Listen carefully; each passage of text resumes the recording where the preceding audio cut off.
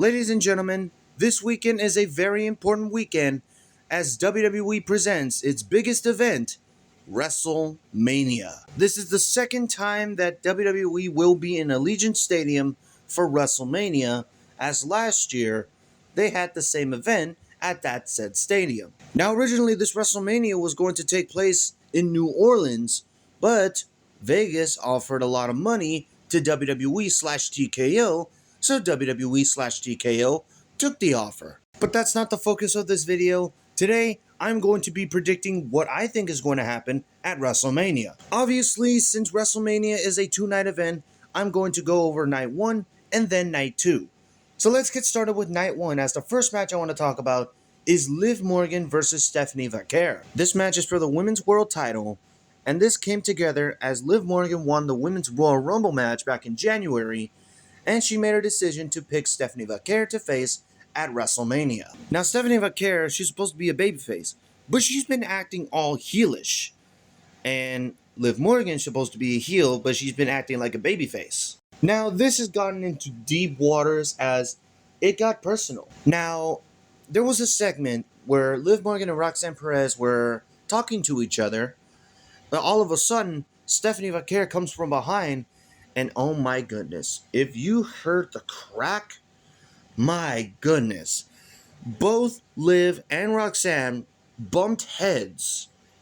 My goodness, if you've seen the photo of Liv, oh man. And people were freaking out that this match was going to be called off for WrestleMania and be moved somewhere else. Luckily, Liv is doing fine, and Roxanne is doing fine. And as of last Monday night on Raw, Stephanie Vaquer was going to be in a special interview, but then all of a sudden, Liv Morgan just comes out of nowhere. Like, these two just want to beat the absolute crap out of each other. So now we're here. Who wins this match? I'm going with Liv Morgan here. You see, if Stephanie was to win, then who else would she face? Now, I get it. We could still have this Stephanie Vaquer Judgment Day storyline when she could face Roxanne. I think she already faced Roxanne. Raquel, she already faced Raquel. But then we got Liv.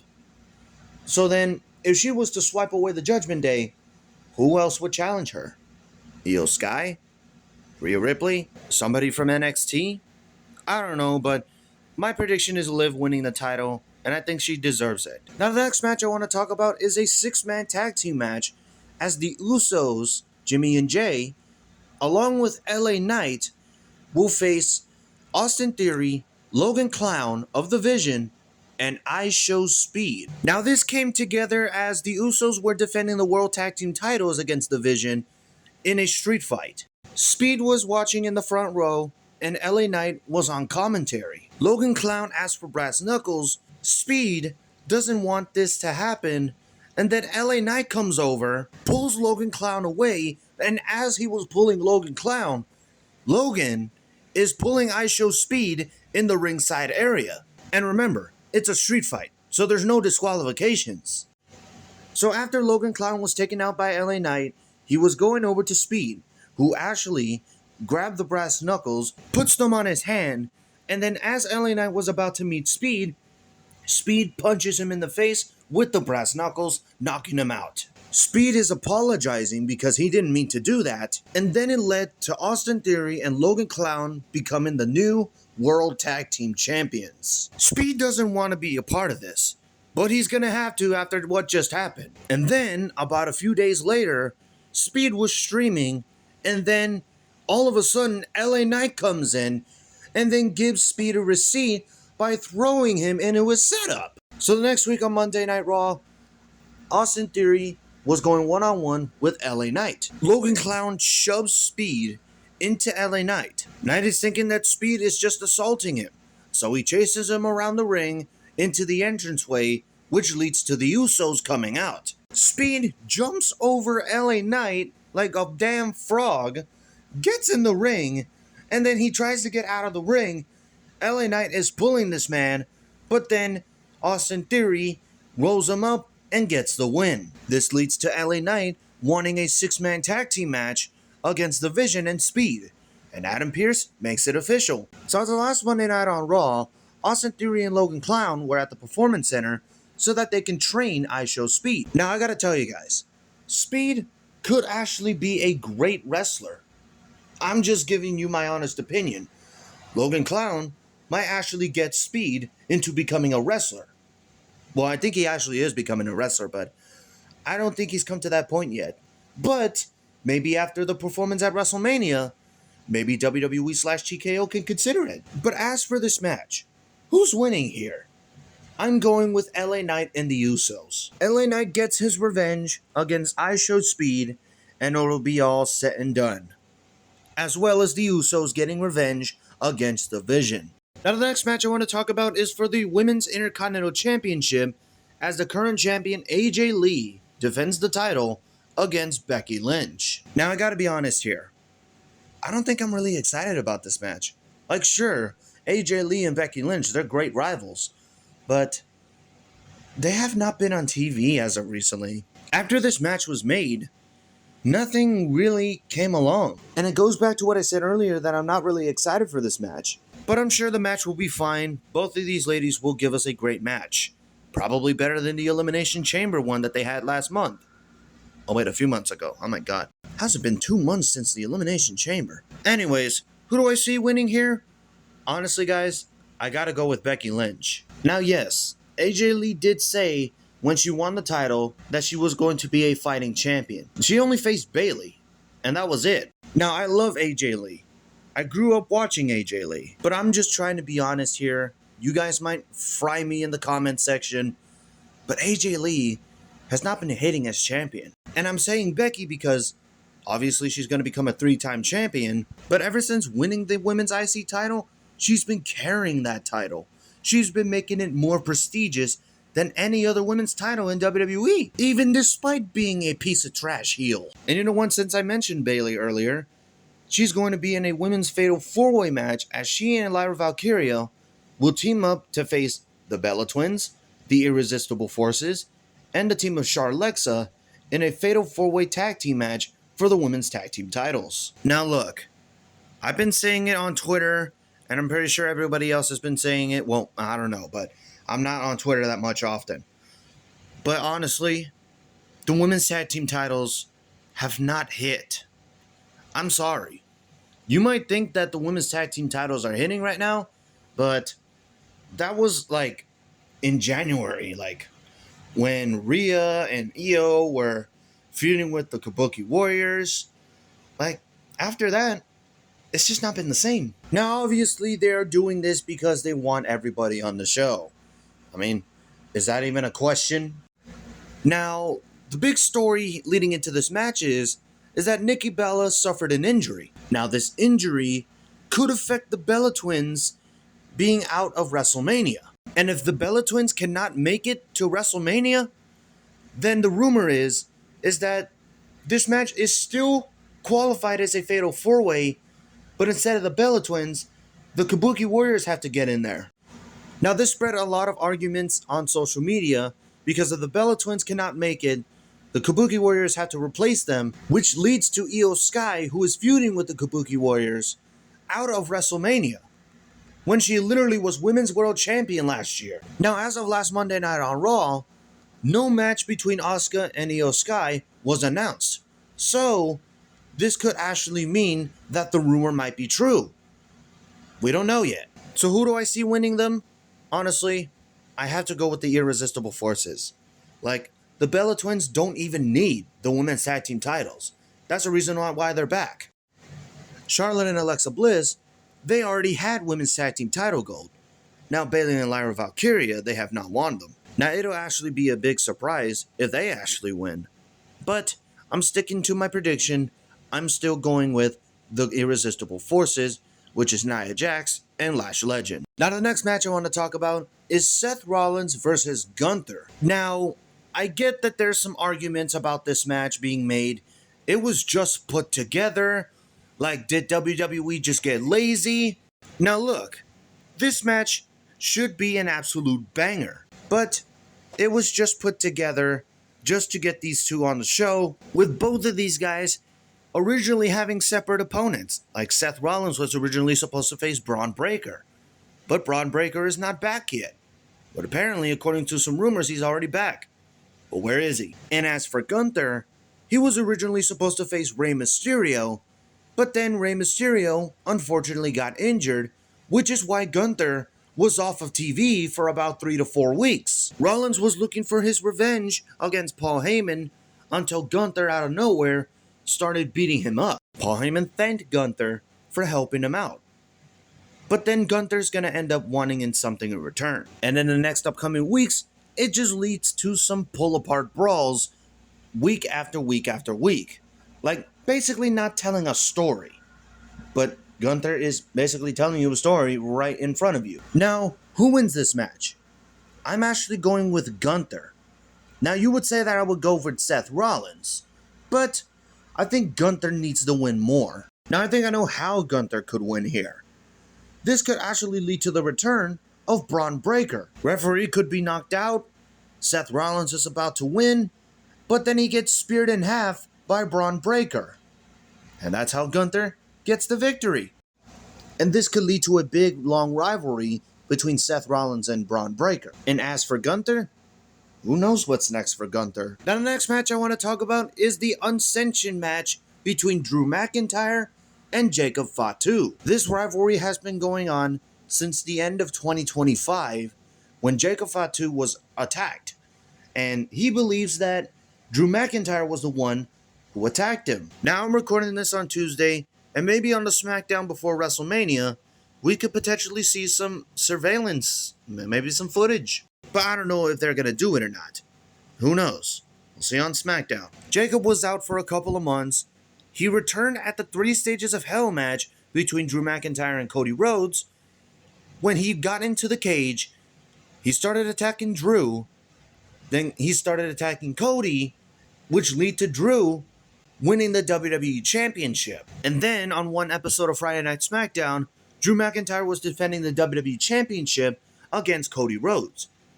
And it led to Jacob Fatu distracting Drew McIntyre, which leads to Cody Rhodes winning the WWE Championship back. McIntyre complains each and every week how he's been getting screwed over and over again. And it leads to some heated brawls with Jacob Fatu in the ring, the ringside area, in the crowd, backstage, even outside the arena. And people were thinking that this was going to be a Hell in a Cell match, which I actually quite wanted. But unfortunately, there is no Hell in a Cell match, as we are getting an Unsanctioned match instead. Now, what is an Unsanctioned match?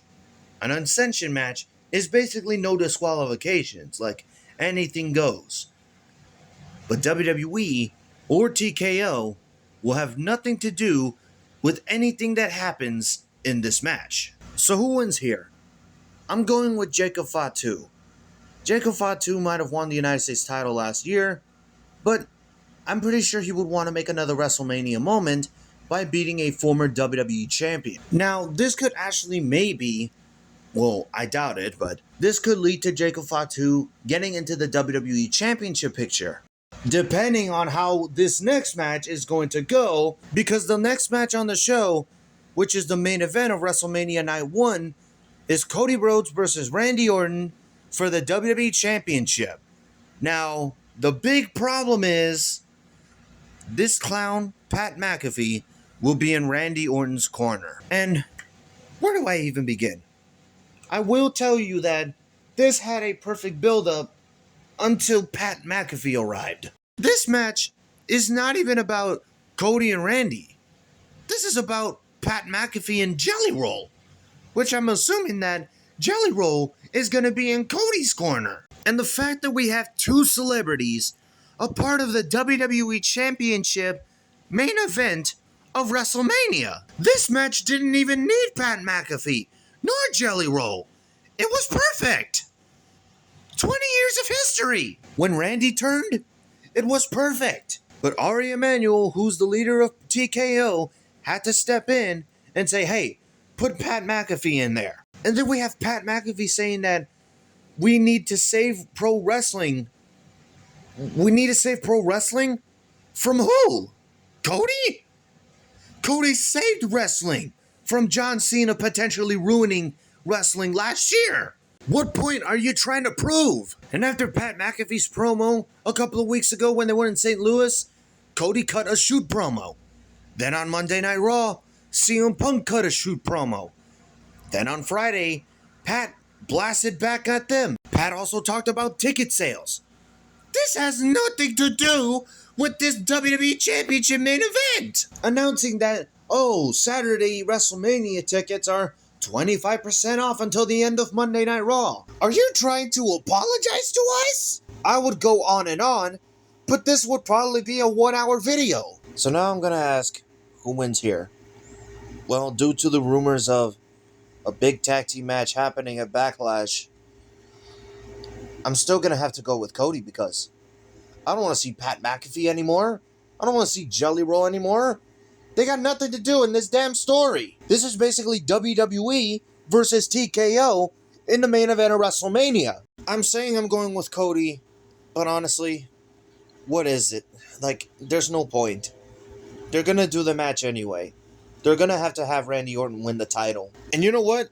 Randy Orton might win, but he's not gonna be holding the damn title. It's gonna be freaking Pat McAfee holding the damn title. God, I hate TKO, man. But don't worry, that's not the only night of WrestleMania. We have the next night as well. Because let's move over from night 1 to night 2. The first match I want to talk about on night 2 of WrestleMania is Sami Zayn versus Trick Williams for the United States Championship. Now, I have a big problem here. This all started when Trick Williams was announced for WrestleMania. Sami Zayn had nothing to do for WrestleMania.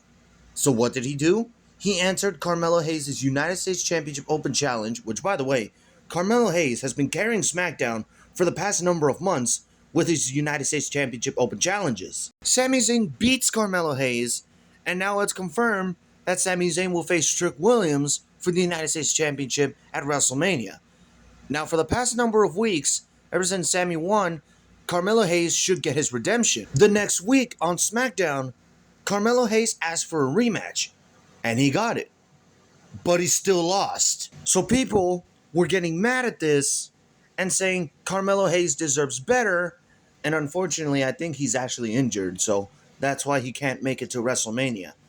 I pitched, when Sami Zayn won the title, Sami versus Trick versus Carmelo versus Ilya Dragunov. Because remember, Ilya Dragunov was a part of the United States Championship picture. The problem that I have here is Trick Williams has been on the main roster for what? Only 4 months? And he already is getting a WrestleMania spot? But Carmelo Hayes has been on the main roster for what? 2 years? And no WrestleMania spot for him? This should not even be for the United States Championship. And also, once again, TKO being obsessed with their celebrities, Lil Yachty's in this. And by the time we get to Trick Williams' big entrance at WrestleMania, we're going to have Lil Yachty out there along with Trick Williams. Everybody's going to be chanting, "Whoop that Trick." And then Lil Yachty's going to be like, "Yeah? Whoop that Trick. What? Whoop that Trick. Yeah!" Like, bro, shut up! At least when Booker T does it, it's so much better. Like this. Whoop that Trick. What? Whoop that Trick. Yeah. Whoop that Trick. Whoop that Trick. I like it. Oh yeah, man. That's Trick. Can we get Booker T on commentary for Trick Williams' match at WrestleMania? I doubt it. So who wins this match? I'm going with Trick Williams because he's super over with the crowd. He knows how to get the crowd going, even despite being on the main roster for only 4 months. And as for Sami, well, people are saying that Sami Zayn is going to turn heel. Maybe people are already saying that the double turn has already happened. I won't believe it until I see it. Now the next match I want to talk about is for the WWE Women's Championship, as Jade Cargill, who's the current champion, will take on Rhea Ripley, who won the Elimination Chamber. Now, I'm pretty sure you guys know what this match was originally supposed to be. It was supposed to be Jade Cargill versus Bianca Belair. But, unfortunately, she's not back yet. So this will have to do it for right now. So this rivalry basically started when Rhea Ripley obviously won the Elimination Chamber, and I believe in the next few days, Jade Cargill was going off on social media, and then Rhea Ripley had to shut her down, but then every single day, they've been arguing with each other, and that's how it just got started. But unfortunately, they wouldn't even mention the arguments on TV because, are they scared? Now, obviously, throughout this build, Rhea Ripley has to be the weakened one to make Jade Cargill look good when she's not. And now, leading into this match, Jade Cargill now has a group that has Michin and BFAB. Basically the ones that she squashed not too long ago. I guess BFAB and Michin followed the phrase, if you can't beat them, join them. Anyways, when we get to the next few weeks, Rhea Ripley had to get some backup, which was Io Sky. On one episode of Monday Night Raw, Jade Cargill was beating down Io Sky, and Rhea Ripley was restrained in the very corner by BFAB and Michin, forcing her to watch Jade Cargill absolutely destroy Io Sky. On SmackDown, Io Sky wanted to have a match with Jade Cargill, and she got it. So then if Io Sky was going to face Jade Cargill, Rhea Ripley had to take everybody else out. She took out Michin, and she took out BFAB. Cargill beats Io Sky, and she was going to do more damage until Rhea Ripley came out. Then we get to Monday, Io Sky was facing Kairi Sane, Asuka gets involved, Rhea Ripley comes out, takes out Asuka, but then gets taken out by Jade Cargill. Now as of this recording, we haven't gotten to SmackDown yet. So I'm pretty sure they could do like another pull apart brawl. Did you guys notice that every single feud that's leading to WrestleMania has a pull apart brawl? I wouldn't even be surprised if Rhea Ripley and Jade Cargill on Friday does a pull apart brawl before WrestleMania. So who wins here? I'm going with Rhea Ripley. Jade Cargill has not improved. She's just worse. I'm sorry. She's only there to be a supermodel, not a wrestler. I'm afraid that Rhea Ripley might have to tone everything down to make Jade Cargill look good. And come on, it's Rhea Ripley. She's not going to tone it down. Unless TKO is going to force her to do it. If that's how it's going to be, then whatever. I won't even care about the match anyway. Now the next match I want to talk about is Finn Balor versus Dominic Mysterio. Now this is not just going to be Finn Balor.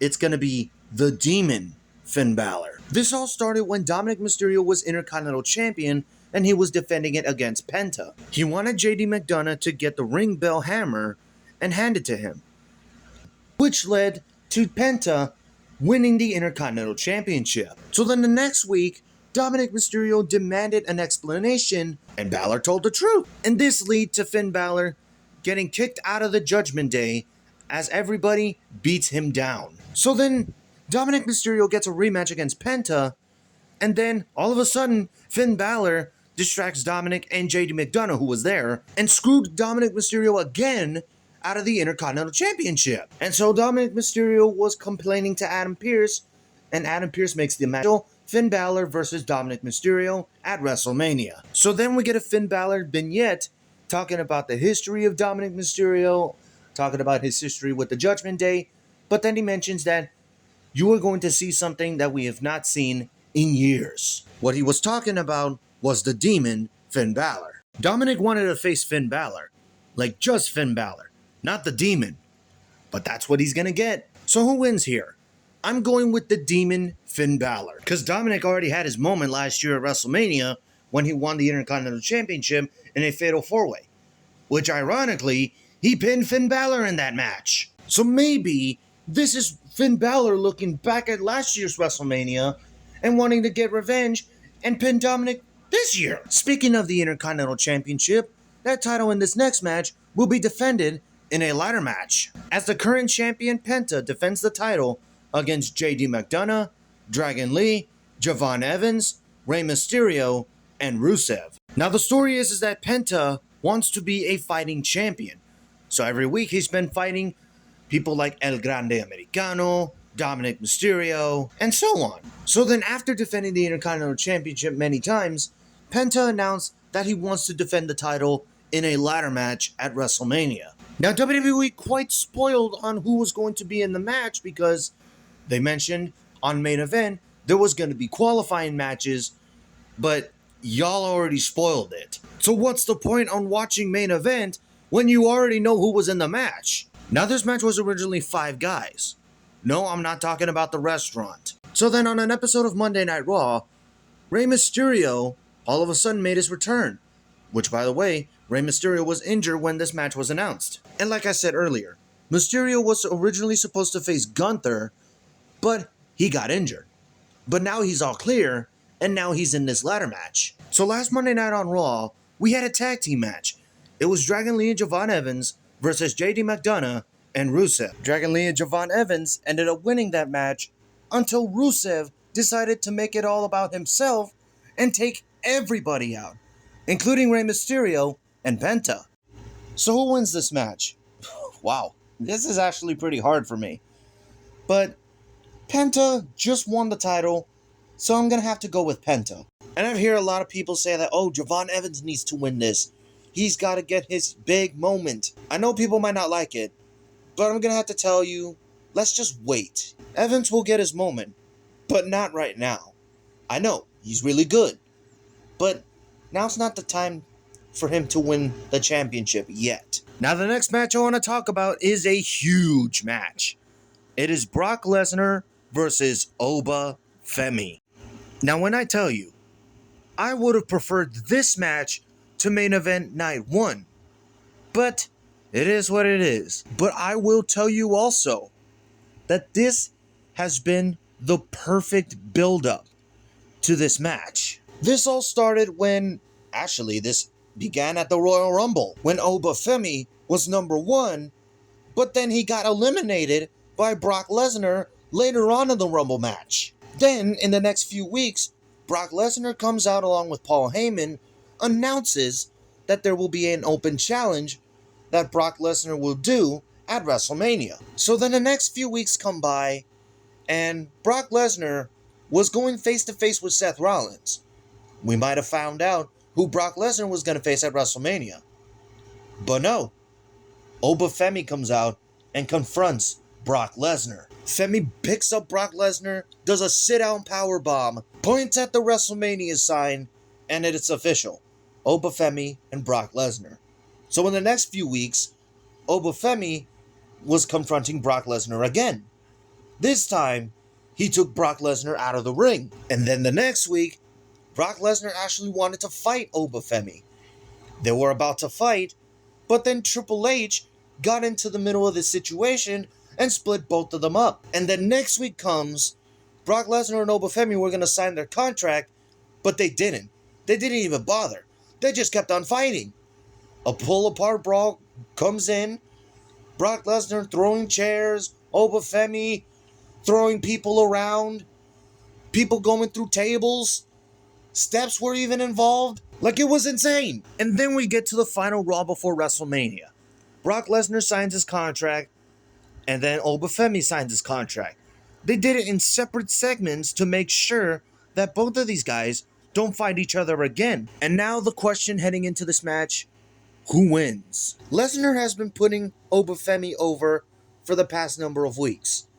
But will he do the same thing heading into the match on Sunday? And my prediction is that I think Brock Lesnar actually does put over Oba Femi, and he loses to Oba Femi, leading to Oba Femi beating Brock Lesnar. And this will be the biggest moment in Oba Femi's young career. He just got on the main roster a few months ago, just like Trick Williams. And he's already getting a WrestleMania spot, especially when he's going to be in the ring with the biggest star in the company, Brock Lesnar. But I have something to say here. If Brock Lesnar does win, Oba Femi's not going to be buried. Don't worry about it. Oba Femi is going to be just fine. And now, it's the last match on the show as CM Punk defends the World Heavyweight Championship in the main event of WrestleMania against Roman Reigns. This all started when Roman Reigns won the 2026 Royal Rumble. Punk convinced Roman Reigns to choose him, so Roman Reigns indeed picked CM Punk. Reigns and Punk, for the next couple of weeks, battle it out in a war of words. Reigns tells Punk to acknowledge him. Punk tells Roman that he was going to be buried right next to his father. Now that was something that pissed Roman Reigns off. Here, I was thinking that Roman Reigns was going to mention something about Larry the Dog, who passed away a couple of months ago. There were even some weeks that the Usos were involved in this. telling Punk to apologize for what he said. Reigns and Punk now started to get physical as they put each other through tables. Roman Reigns puts Punk through a table, then the next week Punk does the other way around, puts Roman through the table. Punk would even call out Roman Reigns for eating dog food for a weird old man. And on the final Monday Night Raw before WrestleMania, Punk was telling the truth. He's not telling any lies. Roman even reminds Punk that he hates him. Roman said when he wins the title, you, CM Punk, are gonna have to acknowledge him. So now we're here. Who do I think wins this match? I'm going with CM Punk. Why? Because Roman Reigns is a part-timer. And I'm not gonna be talking crap about him. Roman Reigns is really good at what he does. But look, nobody wants to see any part-time champions anymore. Now I understand that CM Punk is old, but he's still showing up. He's still showing up every single week. And what about Roman? He barely shows up at all. He only shows up at shows like the Royal Rumble, WrestleMania, SummerSlam, maybe some Saudi Arabia shows, Survivor Series. That's all. Now I like Roman, but I just don't like that he's a part-timer now. So I'm going with CM Punk retaining the World Heavyweight Championship in the main event of WrestleMania. Anyways, ladies and gentlemen, that is my WrestleMania predictions. What are your WrestleMania predictions? Leave them in the comments below. Thank you guys for watching. Like, comment, subscribe, tap the notification bell for more videos. Follow me on Twitter at EthanStoShow, and I'll see you in the next one.